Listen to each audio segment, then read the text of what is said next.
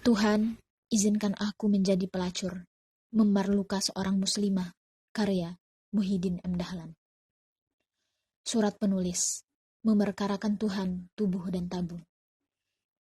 2 tahun jelang pergantian alaf.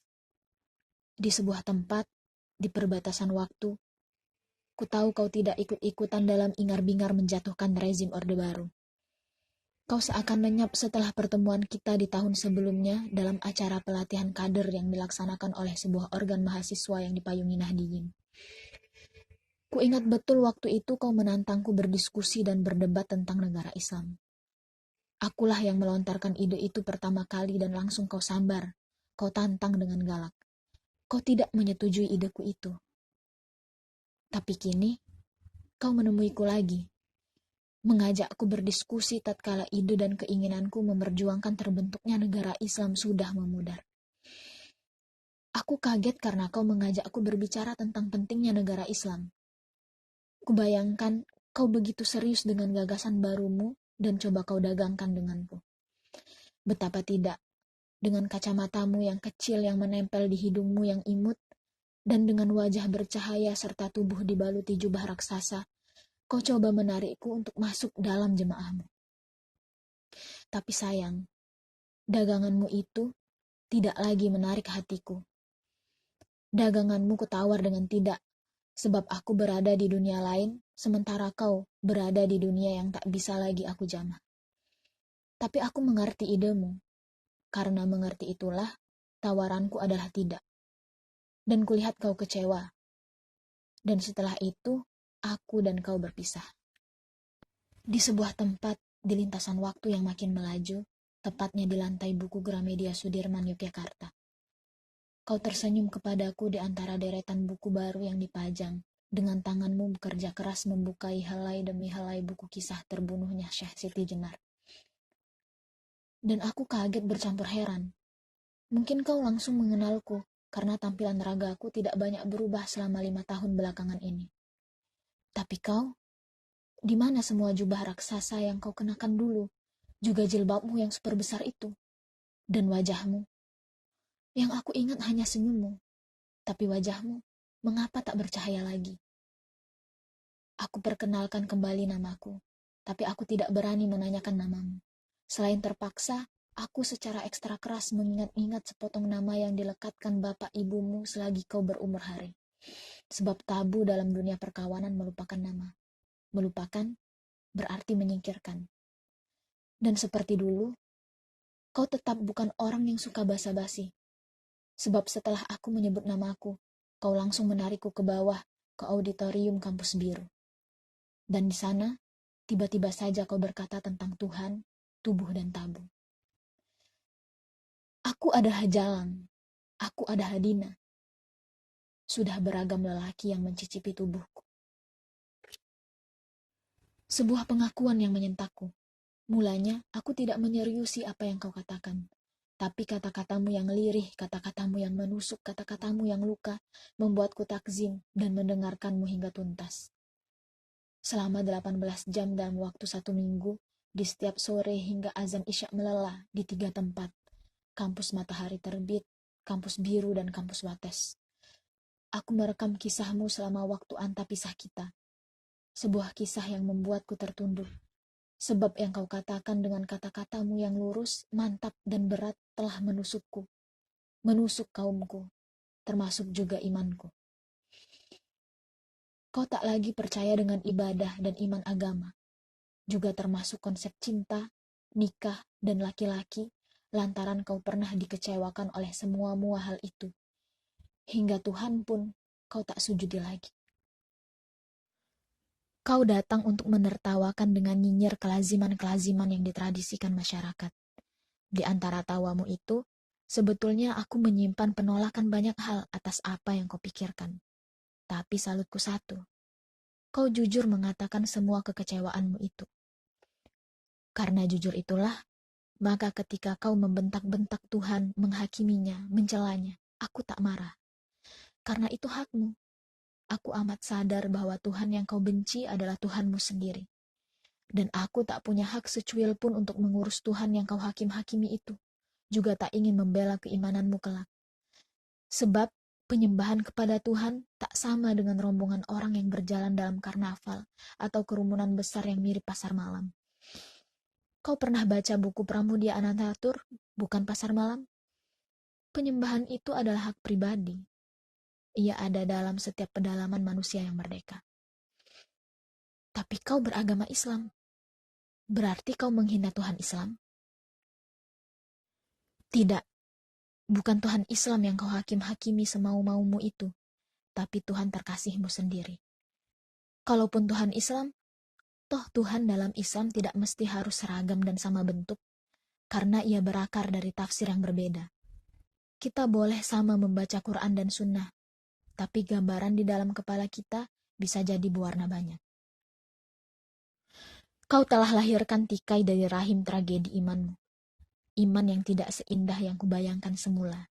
Yang kudengar dari surau-surau, dari langgar-langgar, dari masjid-masjid, dari TV dan dari kitab. Imanmu adalah iman yang hitam, yang kelam, yang absurd, entah berasal dari mana. Aku mengimani iblis, lantaran sekian lama ia dicaci, ia dimaki, dimarginalkan tanpa ada satupun yang mau mendengarnya. Sekali-kali, bolehlah aku mendengar suara dari kelompok yang disingkirkan, kelompok yang dimarginalkan itu, supaya ada keseimbangan informasi. Sarkas betul jawabanmu itu, yang tentu saja tak gampang diterima oleh pikiran dan kearifan yang pas-pasan. Aku jadi teringat dengan hikayat Zu'al-Nun, seorang sufi yang diceritakan kembali oleh Al-Hujwiri dalam Kasaf Al-Mahjub, risalah sufisme tertua Persia, Pustaka Sufi 2003. Suatu hari, berlayarlah Zu'al-Nun dengan serombongan muridnya dengan sebuah kapal di Sungai Nil. Berlayar sudah menjadi kebiasaan masyarakat Mesir ketika mereka ingin bertamasya. Tak lama kemudian, sebuah perahu mendekat, dipenuhi dengan orang-orang yang sedang berpesta dan mabuk-mabukan. Perbuatan mereka membuat risih murid-murid sang sufi, sehingga mereka meminta Zu'al-Nun untuk berdoa kepada Allah agar kapal penuh maksiat itu ditenggelamkan saja. Zu'al-Nun memang meluluskan pinta murid-muridnya dengan mengacungkan tangan dan berdoa. Ya Allah, karena Engkau memberi orang-orang ini kesenangan hidup di dunia ini, berikan juga mereka kesenangan hidup di akhirat kelak. Murid-murid itu sontak kaget ketika mendengar doa mursyid agung mereka. Mestinya doa kutukan yang diserukan, tapi malahan doa keselamatan. Suasana di hati murid-murid sang sufi bercampur aduk atas apa yang baru saja dilakukan guru agung mereka. Ketika kapal tersebut semakin dekat dan para pemabuk dan tukang maksiat itu melihat Zu'al-Nun, tiba-tiba saja mereka menangis dan merintihkan penyesalan atas kehilafannya, dan membuang barang-barang hasil rampasannya dan bertaubat kepada Allah. Zu'al-Nun menengok kepada murid-muridnya yang belum sepenuhnya bisa menghapus kebingungannya dan berkata, kehidupan yang nikmat di akhirat kelak adalah pertaubatan di dunia ini. Kalian dan mereka semuanya puas dengan tanpa menyakiti siapapun.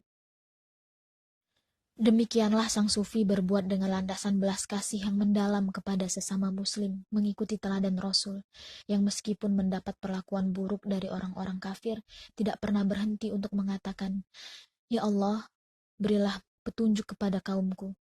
Dia memperlakukanku seperti ini hanya disebabkan karena mereka belum tahu. Luar biasa kearifan Zu'al-Nun itu. Aku juga berusaha sekuat-kuatnya bisa berbuat arif sepertinya. Tapi karena kearifan dan ilmu agamaku hanya pas-pasan dan secuil, maka yang bisa kulakukan untuk memahami imanmu yang lain itu adalah sekedar menggumam bahwa mungkin ada iman dalam dunia lain, dunia yang kau seorang saja yang bisa memahaminya. Setelah mendengarkan khotbah-khotbah gelapmu dalam pita kaset rekamanku, tiba-tiba saja aku teringat dengan istilah yang diperkenalkan psikoanalis masyhur asal Jerman, Erich Fromm, yakni Tuhan alam dan Tuhan sejarah. Tuhan alam adalah Tuhan yang berada di tempat yang siapapun tak bisa menjangkaunya, atau bahkan kau dan aku sama sekali belum pernah memikirkannya. Sementara Tuhan sejarah adalah Tuhan yang menyata, Tuhan yang merealitas, Tuhan yang hidup dalam tafsiran dan alam pikiran manusia. Dan Tuhan sejarah inilah Tuhan yang kau dan aku lihat realitasnya sehari-hari, yakni Tuhan yang berdarah, Tuhan yang kerap melahirkan tikai, perang, dan sengketa yang tak ada putus-putusnya. Fenomena Tuhan sejarah muncul secara random di hampir semua negeri, termasuk negeri ini. Sejarah beragama di sini tak luput dari sengketa memperebutkan akta pembenaran atas nama Tuhan. Dan ku tahu, kau dan jemaahmu tepat berada di jantung sengketa itu.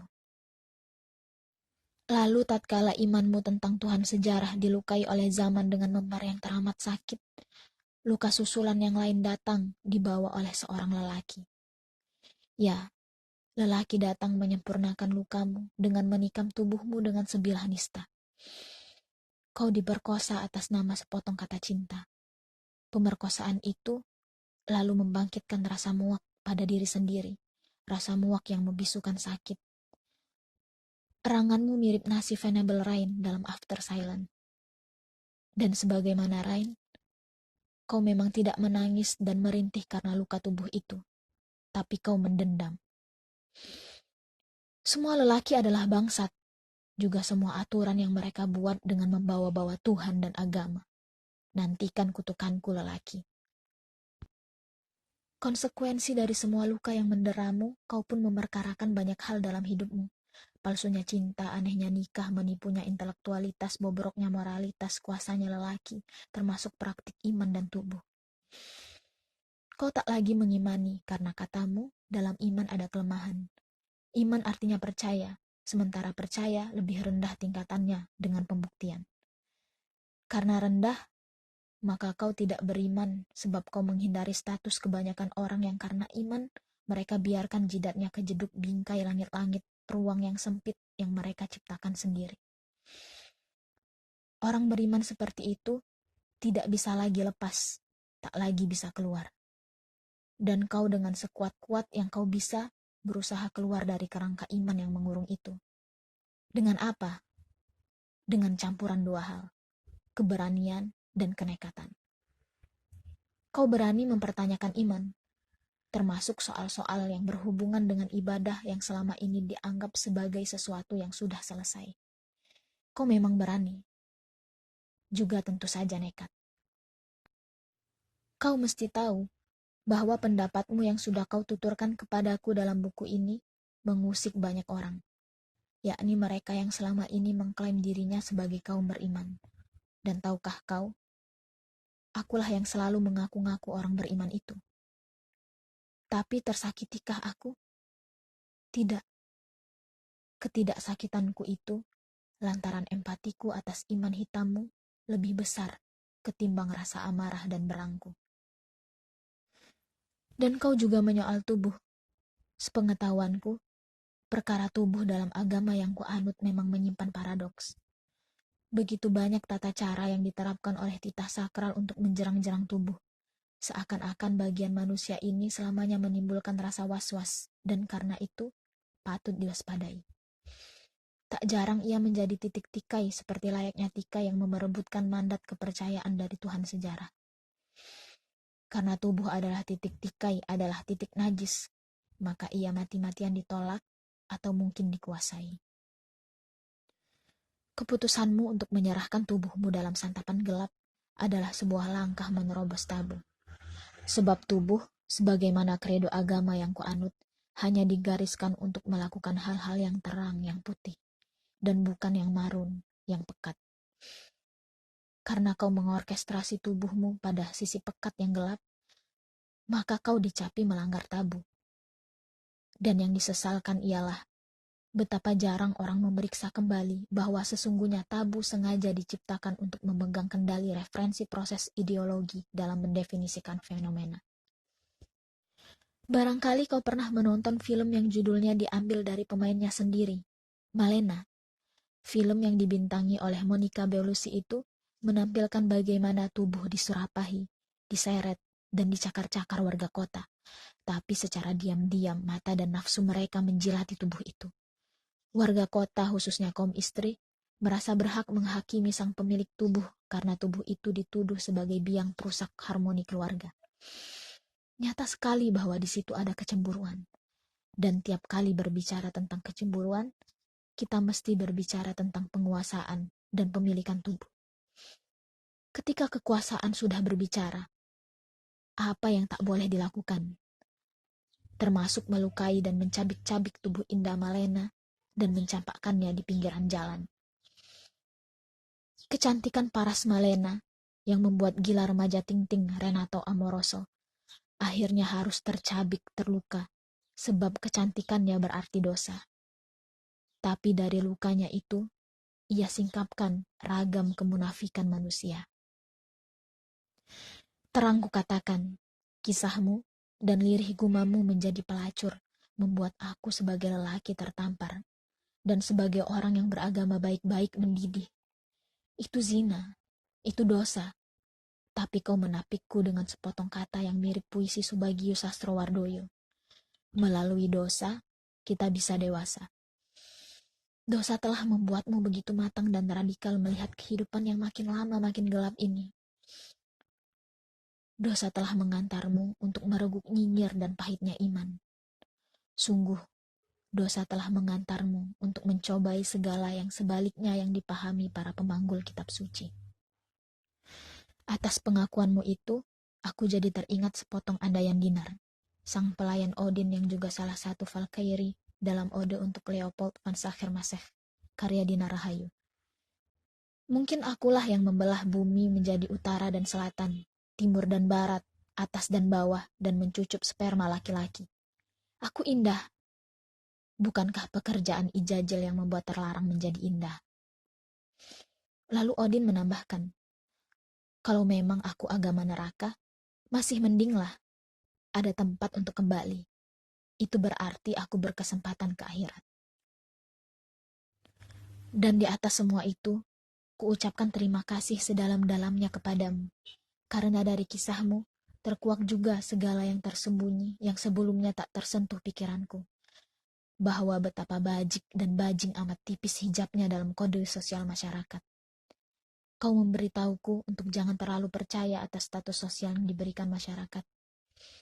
Terima kasih kuucapkan kepadamu yang telah mengizinkan aku untuk masuk dan mengupingi jalan hidupmu, lalu membiarkanku secara bebas merekamnya, mentranskripnya, mengulur kalimat, menciptakan kata baru yang tak kalah serunya dengan jalan hidupmu.